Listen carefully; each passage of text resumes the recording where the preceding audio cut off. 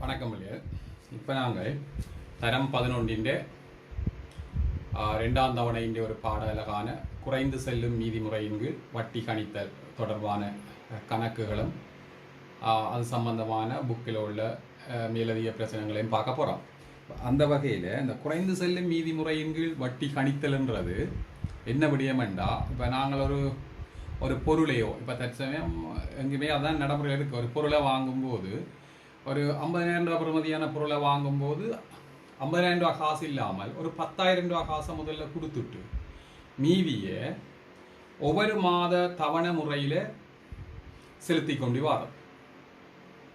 அல்லது கடனாகவே வர்றது, கடனாக பெற்றுட்டு உதாரணத்துக்கு 40,000 ரூபா காசை கடனாக பெறும் ஒரு வங்கியோடலேருந்து கடனாக பெற்றுட்டு அதை மாதம் என்னென்னா மாதம் அதை அப்படியே நாங்கள் சமதவணையில் கொடுத்து கொண்டு வரோம். அப்போ இதைத்தான் சொல்கிறது என்னென்னா குறைந்து செல்லும் மீதி முறையின் கீழ் வட்டி கணித்தல். இந்த பாடத்தில் 2 விடயம் இருக்குது எங்களுக்கு சோதனையை கேட்கறது. ஒன்று வட்டி வீதத்தை கேட்கறது, மற்றது 2வது தவணையில் செலுத்த வேண்டிய தொகையை கேட்கறது. ஒன்று வட்டி வீதத்தை கேட்கறது, 2வது தவணை தொகையில் செலுத்த வேண்டிய தொகையை கேட்கறது. அந்த வகையில் இப்போ நாங்கள் ஒரு கணக்கை பார்ப்போம். உதாரணத்துக்கு ஒரு கணக்கை பார்ப்போம். சரிதானே? கணக்கு எழுத மாட்டோம், கணக்கு ஞாபகத்தில் வச்சுக்கோங்க. நாங்கள் ஒட்டியோடு வச்சுக்கொண்டு கணக்கை குறியும். ஏன்னா 24% ஆண்டு வட்டி அறவிடப்படும் ஒரு வங்கியில் இருந்து, அப்போ 24% ஆண்டு வட்டியை அறவிடும் ஒரு வங்கியில் இருந்து ஒரு வியாபார கடனாக ரூபாய் 30,000 பணத்தை பெற்றுள்ளார். ஒரு வியாபார கடனாக ரூபாய் 30,000 ரூபா பணத்தை பெற்றுள்ளார். அவ்வளவு காசு 30,000 ரூபா. சரியா? அக்கடனை 6 சமமான மாத தவணை தொகைகளில் செலுத்தி முடிக்க வேண்டிய அதே வேளை வட்டி குறைந்து செல்லும் நீதி முறையின் கீழ் அறவிடப்படுமெனின் அவர் செலுத்த வேண்டிய ஒரு மாத தவணை தொகையின் பெருமானத்தை காண்க. ரைட். இப்போ இந்த கணக்கை பார்க்க 6 சம தவணையிலே அவர் செலுத்த போறார். சரிதானே? 6 சம தவணையில செலுத்த போறாருண்டா அப்ப ஒரு மாத கடன் தொகை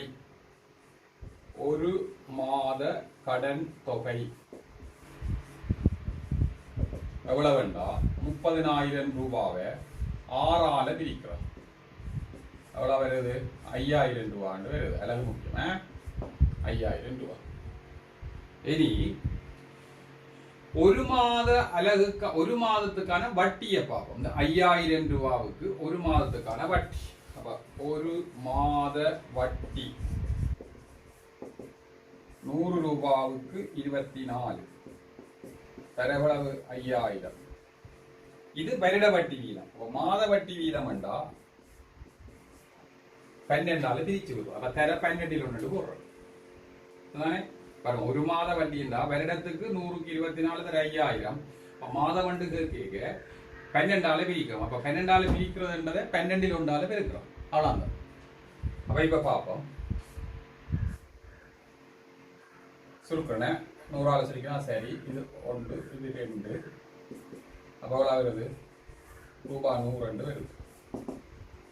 இதுல இன்னொரு விடயம் என்ன பார்க்கணும்டா, இப்ப 100 ரூபா வருதுண்டா அப்ப 100 ரூபாவே சேர்த்து போட இல்லை. அப்படி இல்லை. முதல் பாருங்க 6 மாசம்டா முதல் வட்டி போடுறோம் 6 மாசத்துக்கு.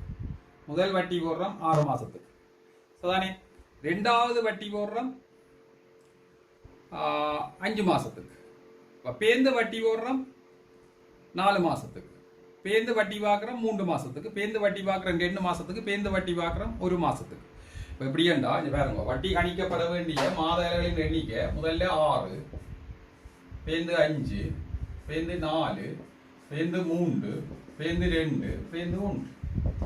கூட்டினா 6 5 11, 11 4 15, 15 3 18, 20 21.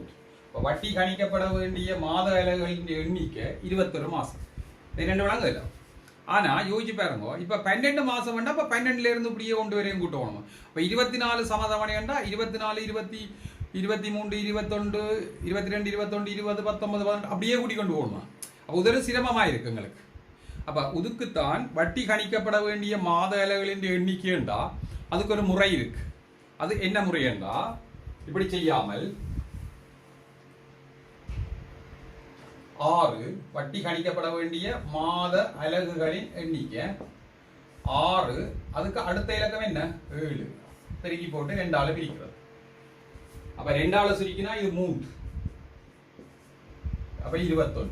அதான் முதல் கண்டலாம். மாத அலகுகளின் எண்ணிக்கை 21. அப்ப 21 மாத அலகுகளின் எண்ணிக்கையில கட்டணும். அப்ப மொத்த வட்டி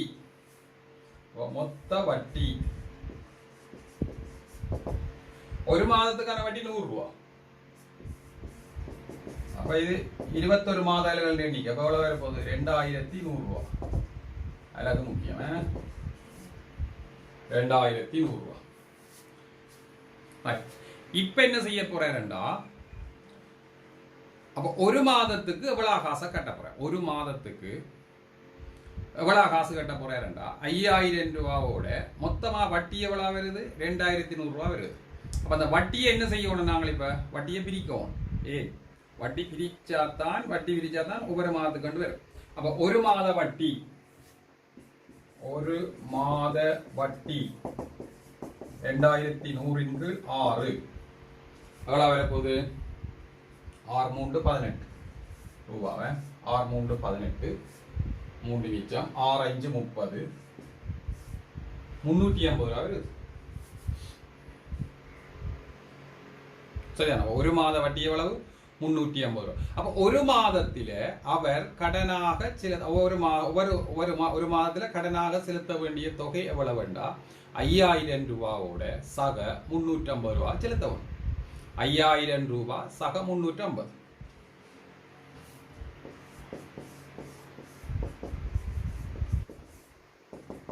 எவ்வளவு வர போகுது 5350 ரூபா. அப்ப இதுதான் அவற்றை ஒரு மாதத்துல செலுத்த வேண்டிய கடன் பணம். சரியில்ல? அப்ப இதுதான் அந்த குறைந்து செல்லும் நீதி முறையின் கீழ் வட்டி கணித்தல். அப்ப இதுல எங்களுக்கு முக்கியமான விடயம் என்னன்னா, இந்த வட்டி மற்றதெல்லாம் செய்த மாதிரி தான் கணக்கு. இந்த வட்டி கணிக்கப்பட வேண்டிய மாத அலகுகளின் எண்ணிக்கை என்பதுதான் கொஞ்சம் வித்தியாசம். மற்றும்படி எல்லா விடயங்களுமே ஒரே மாதிரி தான் இருக்கு. சொல்லலாங்கல்ல, இந்த வட்டி கணிக்கப்பட வேண்டிய மாத அலகுகளின் எண்ணிக்கை என்றதான் அது ஏன் இப்படி சுருக்கமாக காண்ற வேண்டாம் இல்லையண்டா ஒவ்வொரு மாசத்துக்கும் கண்டு கொண்டு போவோம். அப்ப தனியே கண்டா இப்படி 6 மாதம் முதல் 6 மாசம் இந்த 5 மாசம் அப்படி இப்படி கண்டா பெரிய 30 மாதம் பண்ணேக்க கணக்க வரும். அப்படி எல்லாம் எழுதி கொண்டு அது சுருக்கமான முறை தான் இந்த மாத அலகு எண்ணிக்கை. அப்ப அதுக்காக தான் இப்படி கண்டுறாங்க. சொதானே மற்றும்படி நாங்கள் இந்த கணக்கு செய்ததுண்டு எல்லா முறையுமே கிட்டத்தட்ட என்ன எல்லாமே எங்களுக்கு தெரிஞ்ச மாதிரி அந்த முறையை சொன்னாங்க. மற்ற முதலாவது கேள்வியை பாருங்க, இப்படியே கணக்கு வந்தா கடன் தொகை அது காணத்தான் வேணும். அப்ப கடன் தொகை எவ்வளவு வேண்டா 5000 ரூபா. பேதென்ன ஆனவனும் மாத வட்டி கண்டுட்டோம். பேதென்ன ஆனவனும் மாத எண்ணிக்கை. அடுத்தது மொத்த வட்டி பேந்து ஒரு மாத வட்டி. அப்ப அடுத்தது என்ன செய்யணும்? ஒரு மாத வட்டியை கண்டுட்டு செலுத்த வேண்டிய தொகை 5000 சக 350 5350 இவ்வளவு தான் முடியும். செய்யல. அப்ப குறைந்து செல்லும் மீதி முறைகள் வட்டி கணித்தல் என்ற பகுதி அவங்களோட எக்ஸாமுக்கு வந்திருக்கு, ஃபைனல் எக்ஸாமுக்கு வந்திருக்கு. அதே நேரம் மற்ற எக்ஸாம்ல அடிக்கடி வர்றது வந்தா எங்களுக்கு அந்த அந்த முறையை பார்த்து அந்த ஸ்டெப்பை பார்த்து அப்படியே செய்து கொண்டு போனேன். சரி அவ்வளோதான். சரிதானே? இப்ப இன்னொரு கணக்கை பார்ப்பேன் நாங்கள். சரியா? ரேவதி அடுத்தானுங்க ரேவதி அந்த கணக்கை குறிக்கணும். நாங்கள் 12% ஆண்டு வட்டியை அறவிடும் ஒரு வங்கியிலிருந்து ரூபாய் 50,000 கடனாக பெற்றால் அக்கடனை 10 மாதாந்த தவணை தொகைகளில் செலுத்தி முடித்தல் வேண்டும். சரியா? இதே போல கணக்கு தான், ஒரு வித்தியாசம் இல்லை.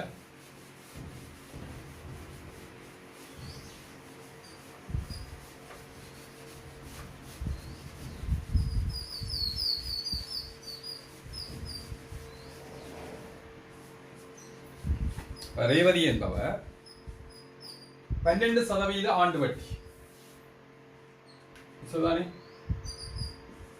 12% ஆண்டு வட்டிக்கு ரூபாய் 50,000 கடனாக பெற்றவர். சரியா? எத்தனை சம மாதாந்த தவணையில திருப்பி கொடுக்க போறாங்கன்னா 10 சம மாதாந்தம். தானே இதில் திருப்பி கொடுக்க போகிறோம். அப்போ முதலாவதாக என்ன சொல்லணும்டா, என்ன பார்க்கணும்டா, ஒரு மாத கடன் பணம், ஒரு மாதம் எவ்வளவு உண்மையில 10 மாதத்தில் செலுத்தப்படும் ஒரு மாத கடன் பணம். அப்ப நாங்கள் பார்ப்போம் ஒரு மாத கடன் பணம்.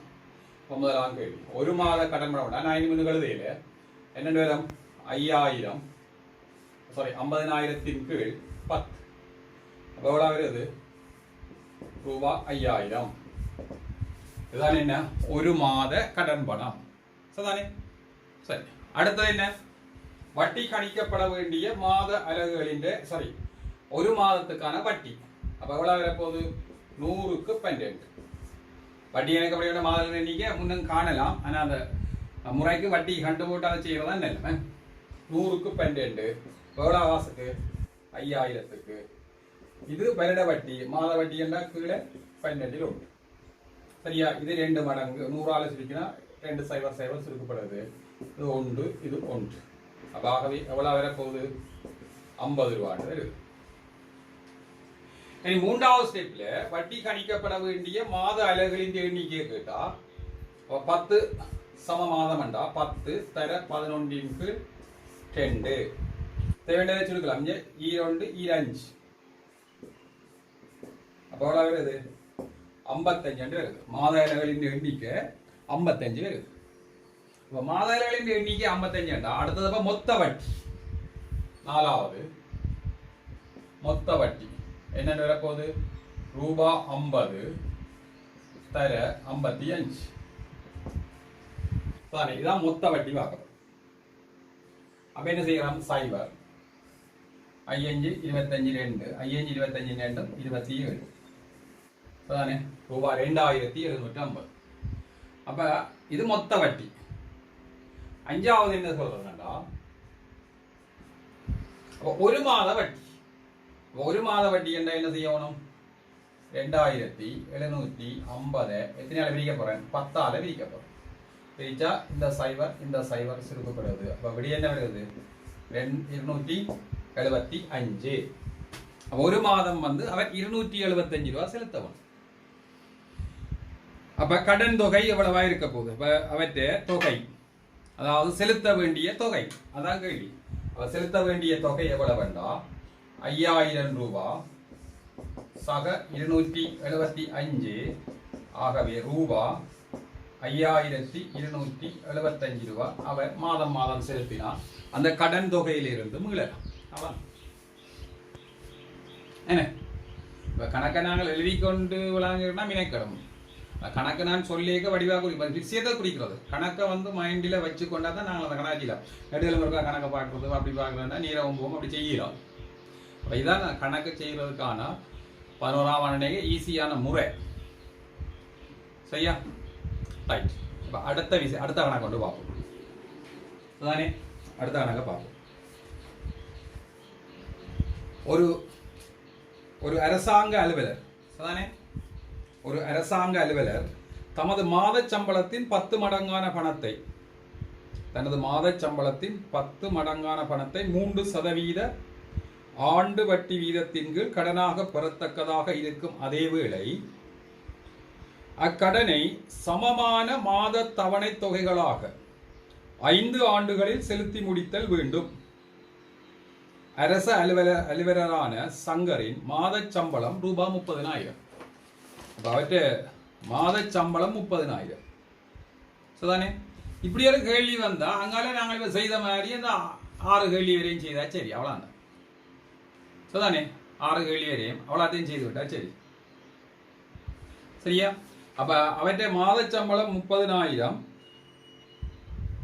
அவர் 3% ஆண்டு வட்டி வீதத்தின் கீழ் 10 மாத சம்பளத்தை பெறுவார். சரியா? 10 மாத சம்பளத்தை பெறுவார் 3% ஆண்டு எளிய வட்டி வீதத்தின் கீழ். சரிதானே? பார்ப்போம்.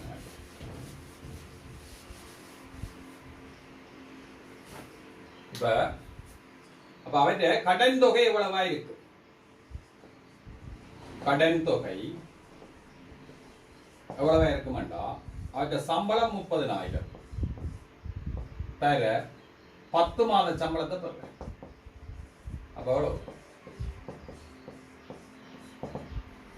300,000 அதாவது 3 லட்சம் என்று வரும். அப்ப இதுதான் அவற்றை என்ன மாத சம்பளம். ஒரு மாத சம்பளம் 30,000 ரூபாய். அப்ப 10 மாத சம்பளமும் 3 லட்சம் ரூபாய். இவ்வளத்தையும் தான் அவர் கடனாக பெறுறார். கடனாக பெற்று போட்டு இதை 5 வருடத்திலே அவர் திருப்பி செலுத்துறார்.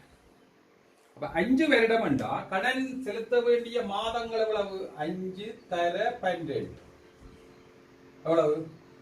60 மாதத்தில் செலுத்துறார். அப்ப ஒரு மாத கடன் தொகை எவ்வளவு வேண்டா? 300,000 அதாவது 3 லட்சத்தை 60ஆல பிரிக்கப்படும்.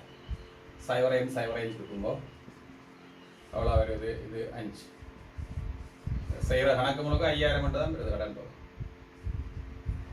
சொதானே 5,000 கடன் தொகை 5,000.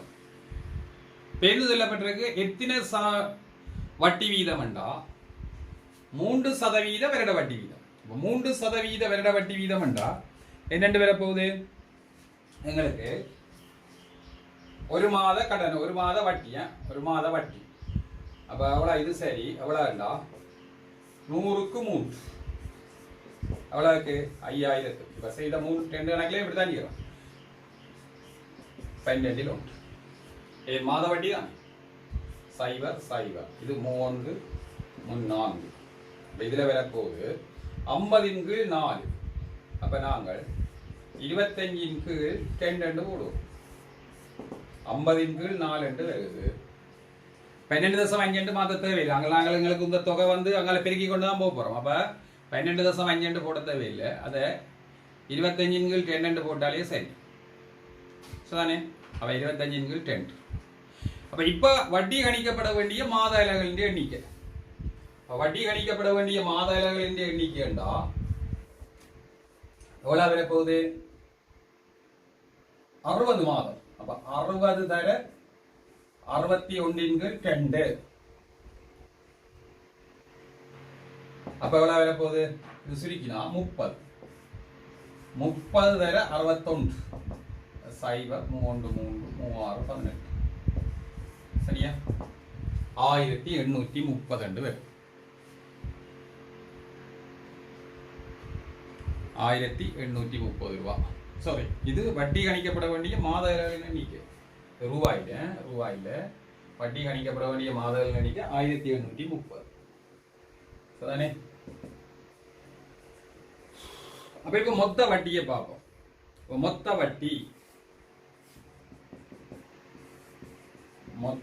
வட்டி ஒரு மாதத்துக்கு 25/2 தர 1830. சுருக்கி விடுவோம். 2ஆல பெருக்கி போட்டு சுருக்கினாலும் சரி. அல்ல 25ஆல பெருக்கிறவங்களுக்கு சொன்னானே.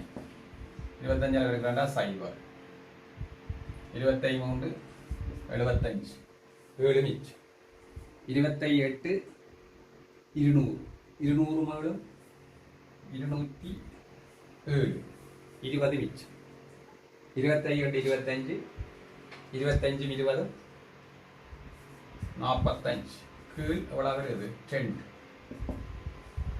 அது 2 நாங்கள் அதுக்காக தான் இந்த முதலே 2 நாங்கள் பிரிக்காம விட்டாங்க. அப்ப அடுத்த எப்படி 2 2 1 மிச்சம் 17 8 16 சரி 1 15 7 14 1 மிச்சம் 5. அப்போ எவ்வளோ வருது?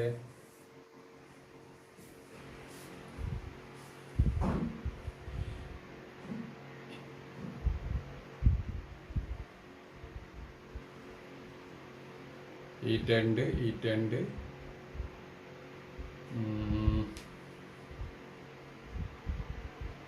சரி தெரியுங்க. சரி 22,875 இது மொத்த வட்டி.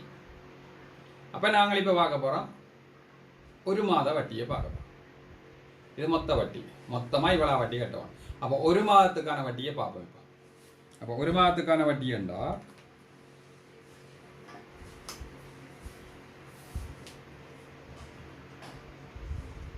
22,875 60ஆல விற்போம். 60 மாதத்தில் அனுசரிப்போம். 60ஆல பிரிக்கணும். இதுல வந்து சுருக்கேக்கு ஒரு ஈஸியான வழி இருக்கு. இதே 6ஆல சுருக்குங்க. 6 10 மேலே 6ஆல சுருக்கும். 60ஆல சுருக்கலாம் மேலே 6ஆல சுருக்கும். சரி கொண்டு போனா இது 6 3 18 4 மிச்சம். 6 3 18 சரியா 4 மிச்சம். 6 8 48 சரி. இது 6 1 6 அங்கால 15 1 15 என்றா 6 2 12 3 இருக்கு சைவரை போட்டா 5 6 5 30. இப்போ 10ஆல இனி பிரிச்சு விட்டா 381 ரூபா 25 சதம் என்று 10ஆல பிரிக்கணும். ஒரு தசமானது தள்ளி கொடுத்துருவேன். 381 ரூபா 25 சதம். ஆகவே இப்ப கடன் தொகையை பார்த்தா ஒரு மாதம் அவர் செலுத்த வேண்டிய கடன் தொகை எவ்வளவு வேண்டாம்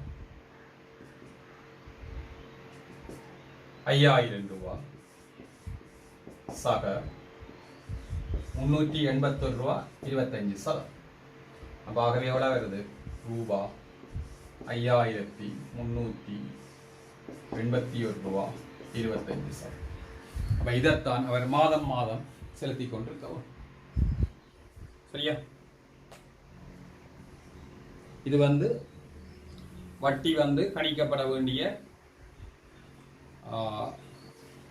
ஒரு முறை. அதாவது கடன் தொகையை பெற்றா எப்படியா இனி நாங்கள் பார்க்க போற கணக்கு கொஞ்சம் காசை கொடுத்துட்டு மீதி அதுல ஒரு ஸ்டெப் தான் கூடும், வேற ஒன்றும் இல்லை. இதே போலதான் கணக்கு அங்கே ஸ்டெப் எல்லாம் உண்டு, ஒட்டி வித்தியாசமும் இல்லை. ஆக என்ன செய்ய போற வேண்டாம் அந்த கடன் தொகையை வந்து ஒரு வரி கூடும். இந்த கணக்கு செய்யல ஒரு வரி கூடும். சரிதானே இப்படி நீங்கள் தொடர்ந்து வந்து வெவ்வேறு கணக்கில் செய்யலாம். இனி நீங்கள் இப்படியான கணக்குகள் வந்தால் தொடர் செய்யலாம், ஒற்று பிரச்சனையும் இல்லை. சரிதானே பார்ப்போம். இப்போ இன்னொரு கணக்கை பார்ப்போம். கணக்கை சொல்றேன் பாருங்க. 35,000 பெருமானம் உள்ள ஒரு சாப்பாட்டு மேசையை டைனிங் டேபிள் 35,000 ரூபாய் பெருமானம் உள்ள ஒரு சாப்பாட்டு மேசையை முதலில் ரூபாய் 5,000ஐயும் மீதியை 15 சமமான மாத தவணை தொகைகளாகவும் செலுத்தி பெறலாம். சரிதானே கடனுக்காக 18% ஆண்டு வட்டி அறவிடப்படும். அதேவேளை வட்டி குறைந்து செல்லும் மீதி முறைக்கு கணக்கிடப்படுகின்றது. செலுத்த வேண்டிய ஒரு கடன் தவணை தொகையின் பெருமானம் என்ன? சேம் கணக்கு, ஆனா என்ன வித்தியாசம் வேண்டாம் 35,000 ரூபாய் தான் அது இந்த பெறுமதி. முதல்ல அவர் 5,000 ரூபாய் கொடுக்குறார். அப்ப 35,000 ரூபாய் கடன் தொகை பொருளை வேண்ட போறார், 5,000 ரூபாய் ஆசை தான் கொடுக்குறாருண்டா. அப்ப அவருக்கு கடன் தொகையா எவ்வளவு இருக்குண்டா 30,000 ரூபாய் தான் இருக்கு. ஏன்னா 5,000 ரூபாய் கொடுத்துட்டாரு என்ன. அப்ப இந்த கணக்கை பார்ப்பேன். கணக்கை சொல்லிக்க கணக்கை வந்து விளங்கும். அதான் கணக்கை முதல் விளங்கிட்ட வேண்டாம். சரி எந்த ஒவ்வொரு காலம் கணக்கை பார்த்து கொண்டு இருந்தா ஒன்றும் விளங்கும்.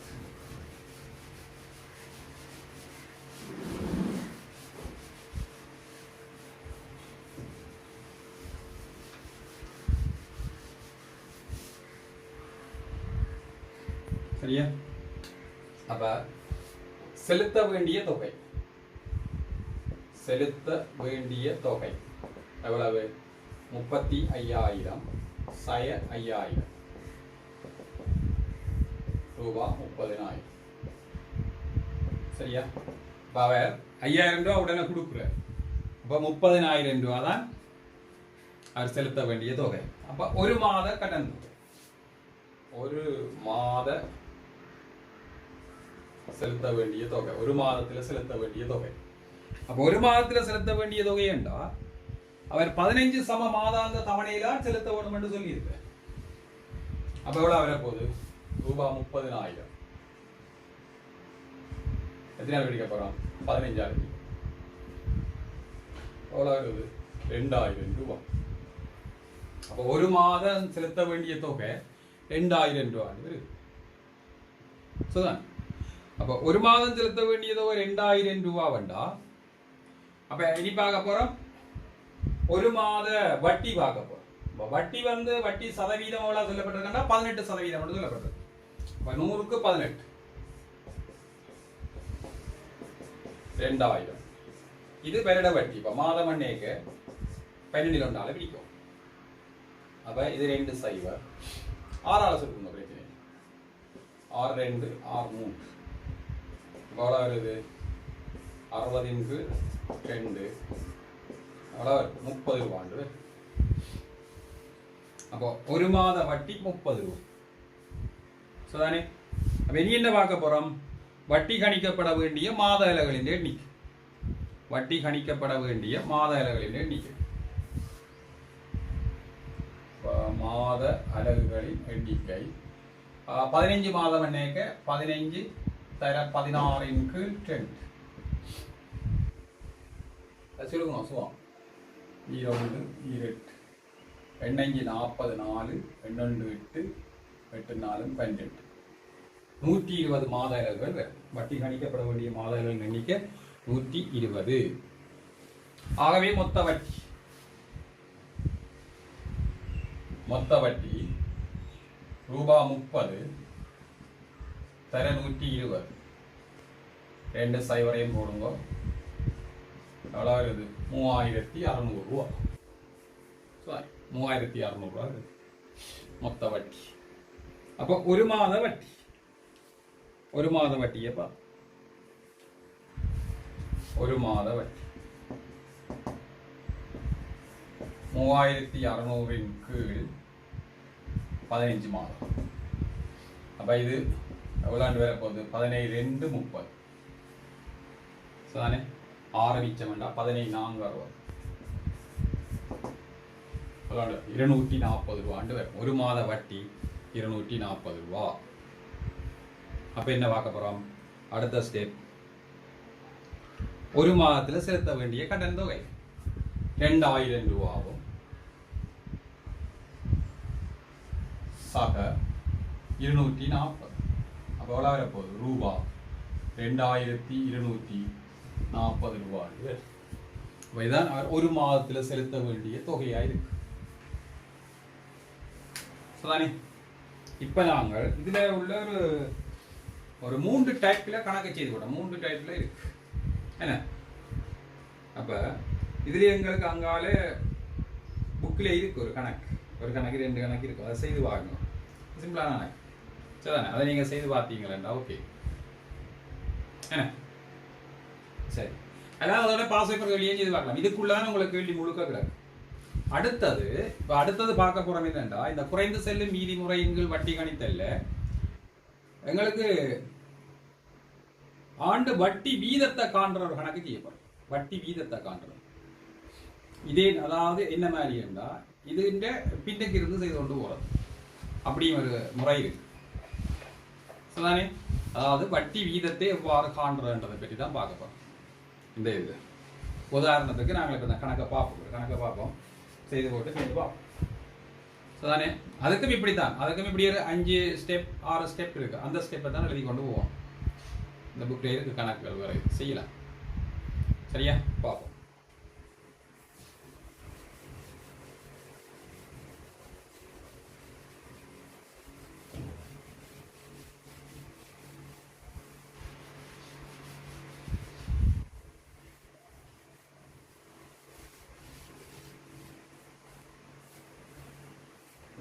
கணக்க பாருங்க.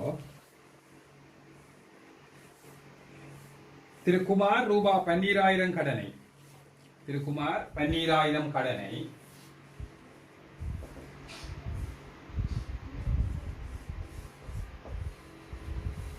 6 மாதாந்த தவணை தொகைகளில் செலுத்தி முடிப்பதன் பேரில் 6 மாதத்தில் செலுத்தி முடிப்பதன் பேரில் பெற்றுள்ளார்.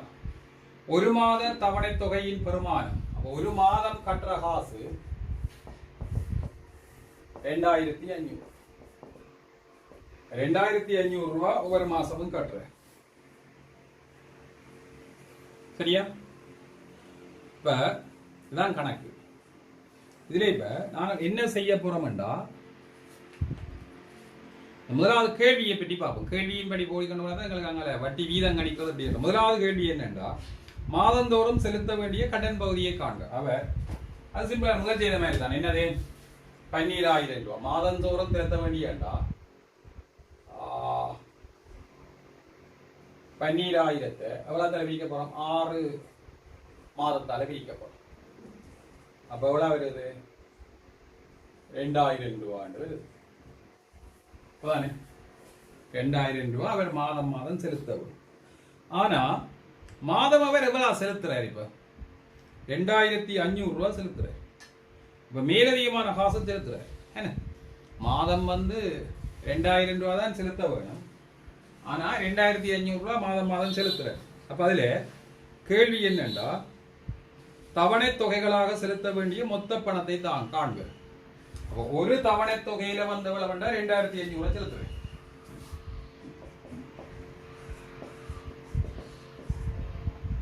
அப்ப மொத்த தவணை என்ன 6 தவணையில செலுத்துறேன்.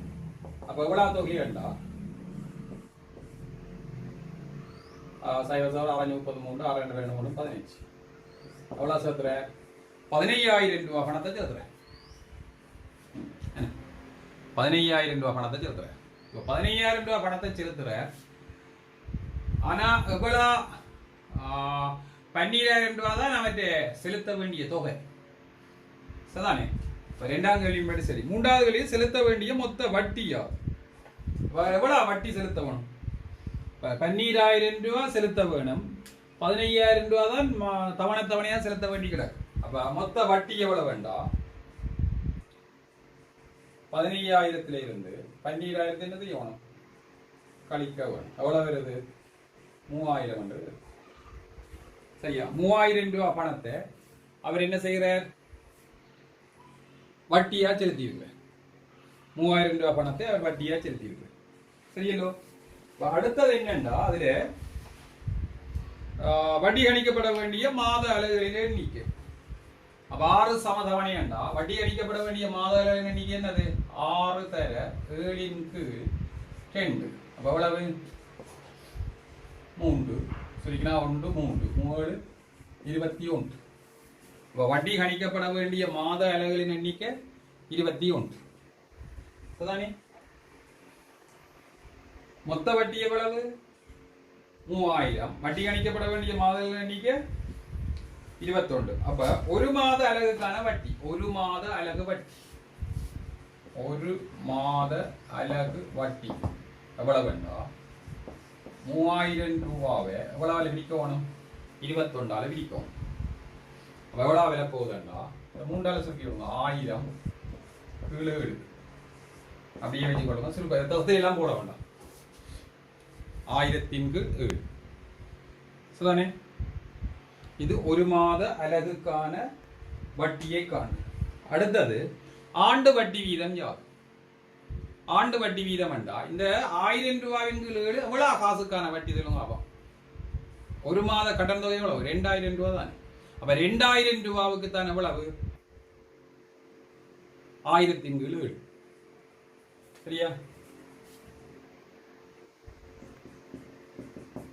2000 ரூபாவுக்கு தான் எவ்வளவு வேண்டா 1000 கீழ் 7 தர எவ்வளவுக்கு பார்க்கிறோம் வட்டி வீதம் வேண்டா 100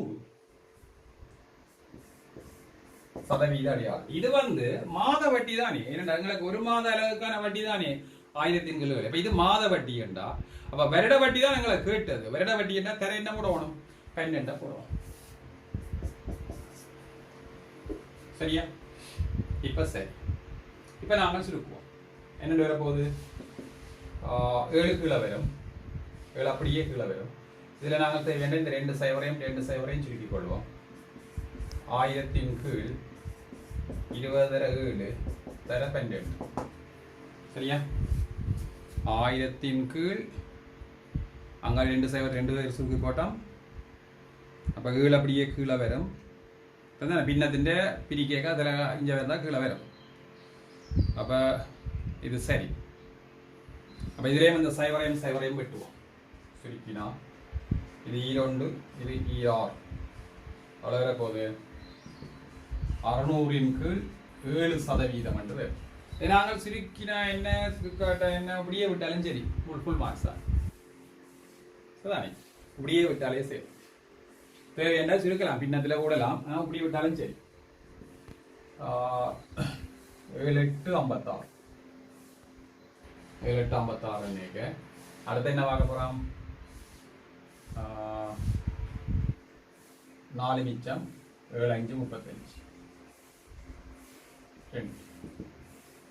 85 ஆனால் இந்த கணக்கு வந்து நடைமுறை சாத்தியம் குறை என்ன 1% நடைமுறை சாத்தியம் என்பது இது சரிதானே ரைட் இப்போ நாங்கள் இதே போல இன்னொரு கணக்கோட பார்ப்போம் சரிதானே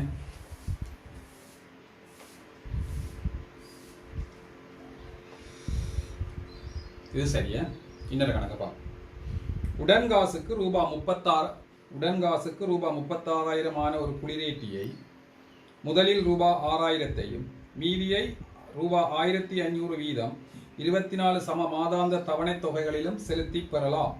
வட்டி குறைந்து செல்லும் மீதி முறைக்கு கணிக்கப்படும் எனின் அறவிடப்பட்டுள்ள ஆண்டு வட்டி வீதத்தை காண்க. சரியா? எவ்வளவு காசு? உடன்காசுக்கு 36,000 குளிரேட்டிய முதலில் 6,000 செலுத்தி முதல்ல 6,000 ரூபாய் செலுத்தினான். என்ன இது அடிக்கிறோம் பாஸ்.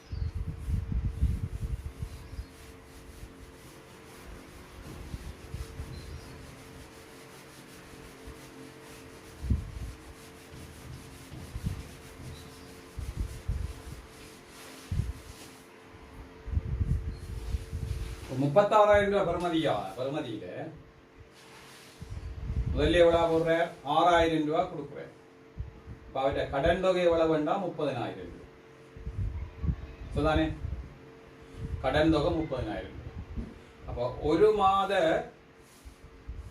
தொகை எவ்வளவு இருக்குமெண்டா 30,000 கீழ் அவர் எத்தனை சம தவணையில செலுத்தி முடிக்க போறாருன்னு சொல்லப்பட்டிருக்கு?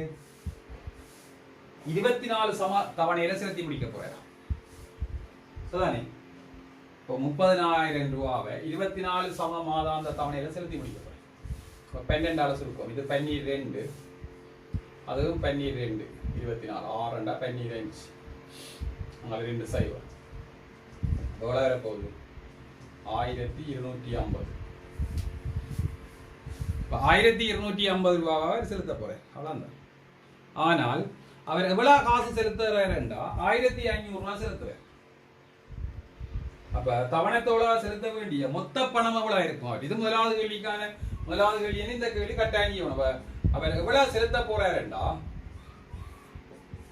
1,500 ரூபாய் வீதம் 24 தவணையில செலுத்துவேன். பெருக்கி விட்டு எவ்வளவு வர போகுது? 14 60 6 30 36 அவ்வளவு செலுத்த போறேன். அவர் வந்து 6,000 ரூபாய் கட்டியும் பேருந்து எவ்வளவு வேண்டாம்? பேருந்து 36,000 ரூபாய் கட்டுறேன். 6,000 ரூபாய் வட்டி கட்டுறேன். 6,000 ரூபாய் முதல் கட்டுறேன். கட்டி போட்டு 30,000 ரூபாய்க்கு 30,000 ரூபாய் காசுக்காக 1,500 ரூபாய் வீதம் 24 சமதவணையில கட்டுறேன். அப்ப பேருந்தும் வந்து மேலதிகமா எவ்வளவு கட்டுறார்? 30,000 ரூபாய் கட்ட வேண்டியது 36,000 ரூபாய் கட்டுறாரு. அப்ப அவர்கிட்ட வட்டி எவ்வளவு சொல்லுங்க? செலுத்தின அந்த மொத்த வட்டி உண்டாவ 36,000 கட்டுற 30,000 ரூபாய் தான் கட்ட வேணும். எவ்வளவு வருது? 6,000 ரூபாய் வட்டியா கட்டுறேன். சரிதான்? அப்ப இனி பார்க்க போறோம் வட்டி கணிக்கப்பட வேண்டிய மாத அளவுகளின் எண்ணிக்கை. வட்டி கணிக்கப்பட வேண்டிய மாத அளவுகளின் எண்ணிக்கை 24 25 10 சுருக்கி விடுங்க. அது 12 எவ்வளவு? 12 5 66 12 24 24 6 32 வரும். அவ்வளவு 3,000 வரும். வட்டி கணிக்கப்பட வேண்டிய மாதங்கள் எண்ணிக்கை 300. சரிதானே? 12 66 12 30 300 வரும். அப்ப அடுத்தது என்ன செய்ய போறோம்? அப்போ ஒரு மாத அலகுக்கான வட்டி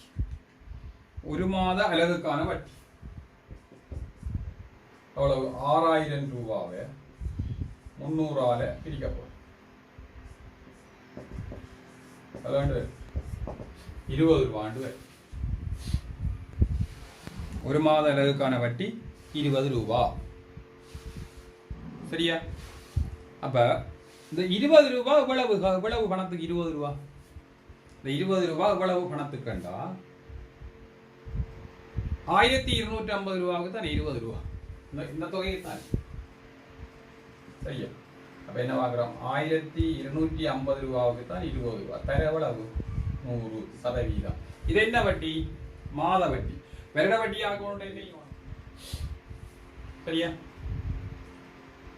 சரி, இனி நாங்கள் இதை செய்து கொள்ளலாம். என்னண்டு சைவரையும் இருக்குங்க 25ஆல 2 அப்படியே இருக்கட்டும். 25ஆல 5 முறை, இது 25ஆல 4 முறை தர எவ்வளவு 12. அப்போ பண்ணியிருந்தாங்க 48 48 2 96 96 5%. இப்படி விட்டாலும் சரி, இல்லையண்டா என்ன செய்யலாம், நாங்கள் பிரித்து போட்டும் போடலாம். அவ்வளவு 5 5 46 5 45 ஒன்று மிச்சம் 2. இல்லைண்டா சுகமான வழி என்ன அவர் பிரிக்கிறார் 10 ஆகுங்க, பகுதியே 10 5 10 ஆகும் 10. அப்போ அங்கே 2 ஆள் வரைக்கும் 26 12 20 192 இங்கே 10, அதுக்கு முடியும் என்ன 19 சென்ட் அப்படியும் செய்யலாம். எல்லாம் 5 ஆள் பிரிச்சும் செய்யலாம், அதுவும் கூட இருக்கும் என்ன. இப்போ நாங்கள் இந்த குறைந்து செல்லும் வட்டி வீதத்தை குறைந்து செல்லும் முறையின் வட்டி கணித்தல்ல முதலாவது விடயம் பார்த்த நாங்கள் என்னென்னா வட்டி வந்து செலுத்த வேண்டிய தவணை தொகை பார்த்தோம். இதில் என்ன பார்க்குறோம்டா செலுத்த வேண்டிய வட்டி வீதம் பார்த்துருக்குறோம். அப்போ எங்களுடைய இந்த 2ஆம் தவணை பாடத்தில் கூட்டு வட்டியும் இந்த கணக்கு வந்து சேர்ந்து தான் இருக்கு சரிதானே. அதாவது கூட்டு வட்டியும் இந்த குறைந்து செல்லும் மீதி முறைகள் வட்டி கணித்தலும் என்ற பகுதியும் சேர்ந்து தான் இருக்கு சரியா. அப்போ இப்போ நாங்கள் அதில் இந்த விடயத்தை பார்த்துருக்கிறோம் சரியா. இனி நாங்கள் இதோட நாங்கள் இந்த பகுதியை நாங்கள் முடிக்கலாம். நீங்கள் இந்த புக்கில் உள்ள கணக்கத்தை வேண்டாம் செய்து கொள்ளலாம். புக்கில் ஒன்று 2 கணக்கு கிடக்கு, நீங்கள் உதவி போல கணக்கு செய்து கொள்ளலாம். உதாரணம் ஸ்டெப் மாறாமல் செய்தால் சரி. தேவையாண்டா கணக்கின்படி நம்பரை போட்டுக்கொண்டு போகலாம், இன்ன பகுதின்னு சொல்லி நம்பரை போட்டுக்கொண்டு போகலாம். மற்றபடி உதவி செய்து விட்டாலே சரி சரியா. தொடர்ந்தும் நாங்கள் இந்த 11ஆம் ஆண்டின் ஒரு முழுமையான பாடம் கிடக்கு. பங்குச்சந்தை என்ற பாடம் முழுமையாக முடிக்கப்படவில்லை சரிதானே. பங்குச்சந்தை என்ற பாடத்தை முழுமையாக முடிக்கிறதுக்கான ஒரு பாடமாக இருக்குது. அது நிறைய கணக்கு இருக்குது. ஆனால் என்னென்னா இந்த இனிவாரம் சந்தர்ப்பங்களில் கணக்கு வந்து சொல்லிக்க நீங்கள் குறித்து கொள்ளுங்க, கணக்கை எழுதி கொள்ளாமல் கணக்கை குறித்து கொள்ளுங்க. பேருந்து கணக்கை செய்கிறத பாருங்க, பேருந்து இல்லைன்னா புக்கில் உள்ள கணக்கை நீங்கள் பாருங்க, பிரச்சனை சரிதானே. ரெண்டா கொஞ்சம் கிதியில் கணக்கு செய்து கொண்டு போகலாம்.